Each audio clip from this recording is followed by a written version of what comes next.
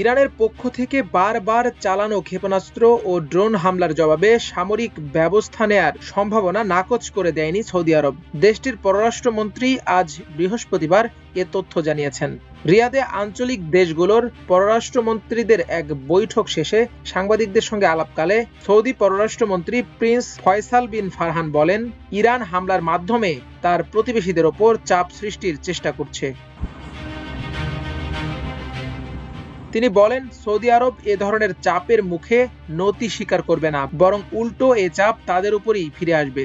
আমরা অত্যন্ত স্পষ্টভাবে জানিয়ে দিয়েছি, প্রয়োজন মনে করলে সামরিক পদক্ষেপ নেয়ার অধিকার আমাদের রয়েছে।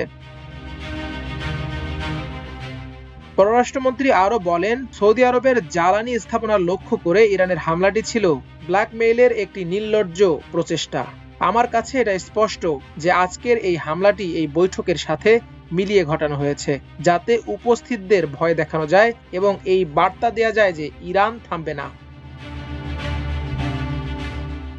তিনি আরো বলেন, আমি শুধু এইটুকু বলতে পারি, আমরা ভীত হইনি। আমরা কোনোভাবেই বিশ্বাস করতে পারি না যে ইরান এই ধরনের আচরণ করে একটি বৈধ অংশীদার হতে পারে। ইরানের প্রতি যেটুকু বিশ্বাস ছিল তা পুরোপুরি ভেঙে চুরমার হয়ে গেছে। এদিকে ইরান যুদ্ধে অর্থায়নের জন্য $200 বিলিয়ন বেশি বাজেট চেয়েছে পেন্টাগন। এই বিশাল বাজেটের প্রস্তাব অনুমোদনের জন্য হোয়াইট হাউসকে অনুরোধ করেছে যুক্তরাষ্ট্রের প্রতিরক্ষা দপ্তর। এসব কথা জানিয়েছেন এক জ্যেষ্ঠ মার্কিন প্রশাসক।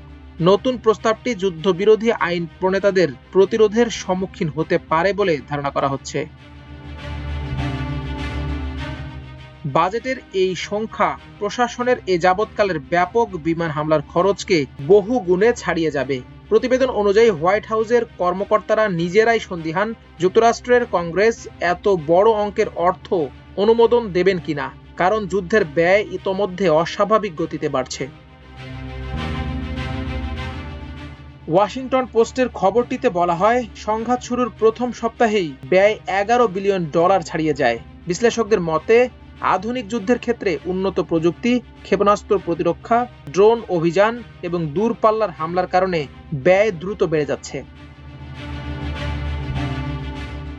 মধ্যপ্রাচ্যে সাম্প্রতিক উত্তেজনার মূল কেন্দ্র ইরান, যুক্তরাষ্ট্র, ইসরায়েল ত্রিমুখী সংঘাত। ইরানের ভেতরে যুক্তরাষ্ট্র ও ইসরায়েলের যৌথ হামলার পর তেহরান পাল্টা ক্ষেপণাস্ত্র ও ড্রোন হামলা চালায় উপসাগরীয় দেশ ও ইসরায়েলের ওপর। এর জেরে পুরো অঞ্চল জুড়ে সামরিক প্রস্তুতি জোরদার রয়েছে। মাল্টিমিডিয়া ডেস্ক, আমার দেশ।